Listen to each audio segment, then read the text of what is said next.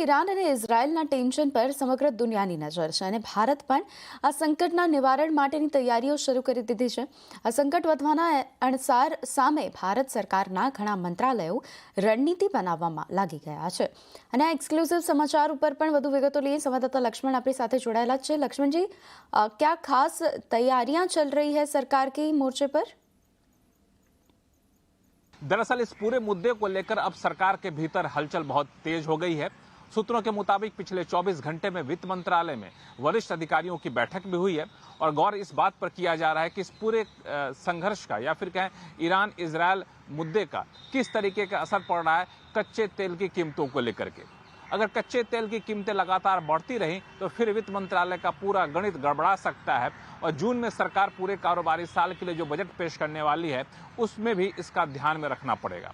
अगर ये संघर्ष लंबा चलता है, कच्चे तेल की कीमतों पर ज्यादा असर पड़ता है तो फिर जाकर के इंटर मिनिस्ट्रियल बैठक भी हो सकती है जिसमें संबंधित मंत्रालयों के अधिकारियों के साथ बैठक होगी और सूत्र यहां तक कह रहे हैं कि प्रधानमंत्री कार्यालय भी इस पर नजर बनाए हुए है। लेकिन फिलहाल वित्त मंत्रालय के अलावा दूसरा मंत्रालय जो सबसे ज्यादा हरकत में है वो है उद्योग मंत्रालय। उद्योग मंत्रालय की दो चिंता है, शिपिंग फ्रेट चार्जेस काफी ज्यादा बढ़ रहे हैं, कंटेनर की दिक्कत ना हो इसको कैसे निपटा जाए, इस पर एक्सपोर्टर्स के साथ भी बैठक चल रही है और साथ ही साथ यहाँ इस बात का भी ध्यान दिया जा रहा है कि जो शिपिंग रूट है अगर वो कहीं जाके बाधित होता है तो दूसरे रास्ते क्या होंगे गिरते एक्सपोर्ट को रोकने के लिए।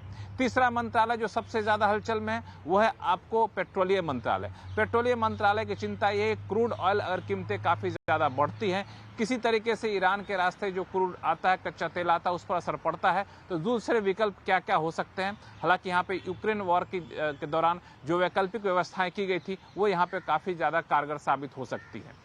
और चौथा मंत्रालय जिसको तात्कालिक लक्ष्य दिया गया है वह विदेश मंत्रालय कि 17 भारतीय जो वहां फंसे हुए हैं ईरान की कस्टडी में उनको कैसे निकाला जाए, उस पर लगातार संपर्क में है विदेश मंत्रालय ईरान के मंत्रालय से और बहुत जल्द उनको वापस ले आया जाएगा, इस बात का भरोसा जताया जा रहा है।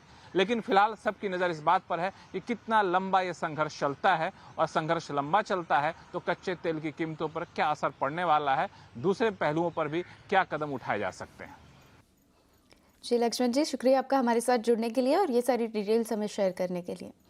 અને હવે નજર કરીએ